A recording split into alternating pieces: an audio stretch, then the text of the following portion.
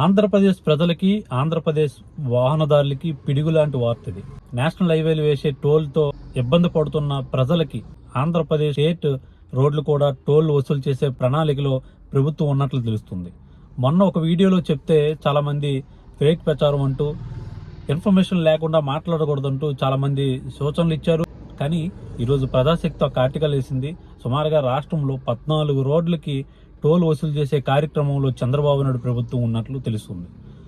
చంద్రబాబు నాయుడు గారు సంపద సృష్టిస్తానంటే ఈ విధంగా సంపద సృష్టిస్తారా అంటూ చాలా మంది వాపోతున్న పరిస్థితి.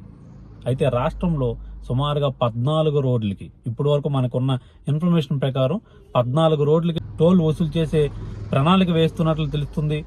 అయితే ఇప్పటికే ఆంధ్రప్రదేశ్లో పెట్రోల్ డీజిల్ రేట్లతో ఇబ్బంది పడుతున్న నరకం చూస్తున్న ప్రజలకి, ఎందుకంటే రాష్ట్రం కేంద్రం కలిపి సుమారుగా 60,000 రూపాయల వరకు బాదుడి కార్యక్రమం పెట్టుకుంది పెట్రోల్ డీజిల్ పైన. అదేవిధంగా ఇప్పటికే నేషనల్ హైవేల్లో ఏ రోడ్డు ఎక్కినా కూడా టోల్ కట్టే పరిస్థితి. దాంతోపాటు రాష్ట్ర రోడ్లకు కూడా టోల్ వసూలంటే ఇది వాహనదారుల పైన, ఆంధ్రప్రదేశ్ ప్రజల పైన డైరెక్ట్ గా ఇండైరెక్ట్ గా భారం పడే పరిస్థితి. అన్ని రకాల ఐటెంల పైన రేట్లు పెరిగే పరిస్థితి, ప్రతి వాహనదారుడికి ఇబ్బంది పడే పరిస్థితి. రాష్ట్రంలో ఏ రోడ్లకు టోల్ వసూలు చేసే ఆలోచనలో ప్రభుత్వం ఉందంటే, శ్రీకాకుళం విజయనగరం రోడ్డు మీదుగా చిలకలపాలెం రాయగడ రోడ్డు సుమారుగా 125 కిలోమీటర్ల రోడ్డు ఇది. దీనికి రెండోది విజయనగరం మన్యం జిల్లాకు సంబంధించి విజయనగరం పాలకొండ రోడ్డు 72 కిలోమీటర్ల రోడ్డు. మూడవ రోడ్డు వచ్చి అనకాపల్లి జిల్లాకు సంబంధించి భీమినిపట్నం టు నర్సీపట్నం సుమారుగా 72 కిలోమీటర్ల రోడ్డు. కోనసీమ కాకినాడ జిల్లాలకు సంబంధించి కాకినాడ నుంచి జొన్నాడు వెళ్లే రోడ్డు సుమారుగా 50 కిలోమీటర్ల రోడ్డు ఇది. కాకినాడ కోనసీమ జిల్లాల రోడ్లకు సంబంధింంచి కాకినాడ, అదేవిధంగా రాజమండ్రి కెనాల్ సుమారుగా 69 కిలోమీటర్ల రోడ్డు ఇది. ఏలూరు జిల్లాలో ఏలూరు మేడిశెట్టివారిపాలెం 68 కిలోమీటర్ల రోడ్డు ఇది.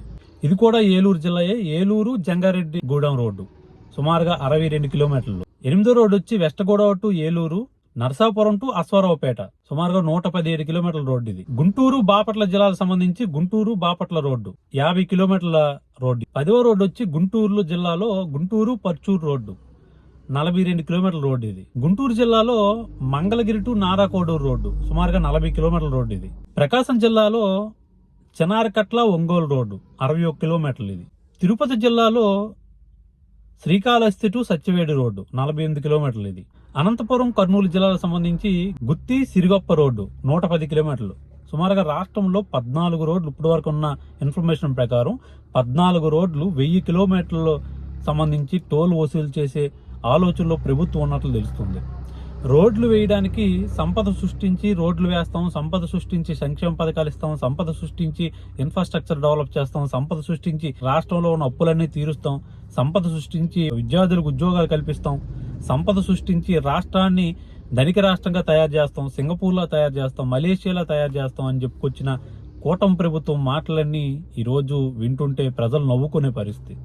సంక్షేమ పథకాలు ఇచ్చే ఆలోచన ప్రభుత్వం ఎలాగో కనిపించట్లేదు. ఇప్పుడు ఇవ్వాల్సిన ఈ 2-3 నెలలకు ఇవ్వాల్సిన సంక్షేమ పథకాలు ఏవి కూడా అమలు చేయని పరిస్థితి. అదేవిధంగా రోజువారీ ప్రతి మంగళవారం అప్పుకుపోయే పరిస్థితి. దాంతోపాటు సంపద సృష్టిస్తామని చెప్పి ఆంధ్ర రాష్ట్రానికి సంబంధించి రాష్ట్ర రోడ్లకు కూడా టోల్ వసూలు చేసే ఆలోచనలో ప్రభుత్వం ఉందంటే నిజంగా ఇది అత్యంత బాధాకరం. ఇది ప్రజలకి, అదేవిధంగా వాహనదారులకు కూడా భారం కలిగించే విషయం. ఈ ఆలోచనల్ని ప్రభుత్వం విరమించుకోవాలని చెప్పి ఇప్పటికే ప్రజలు చాలా మంది మాట్లాడుకుంటున్న పరిస్థితి. ఈ ఆలోచనలో ప్రభుత్వం ఉన్నట్లయితే డెఫినెట్ గా ప్రజలైతే ఎదురు తిరిగే పరిస్థితి ప్రభుత్వం చూస్తుంది. ఎందుకంటే మొన్న విజయనగరంలో గాని, అక్కడ వైజాగ్ లో గాని టోల్ ప్లాజాల విషయంలో చాలా మంది రోడ్ల మీదకి వచ్చి నిరసనలు తెలియపరిచారు. అవి నేషనల్ హైవేలు. రాష్ట్ర హైవేలకే టోల్ వసూలు చేస్తామంటే ఇంకా పెద్ద ఎత్తున నిరసనలు తెలియజేసే పరిస్థితి ఉంటుంది. ప్రభుత్వం అయితే ఇక్కడతో ఈ ఆలోచన విరమించుకుంటే మంచిదనేదే మా విజ్ఞప్తి.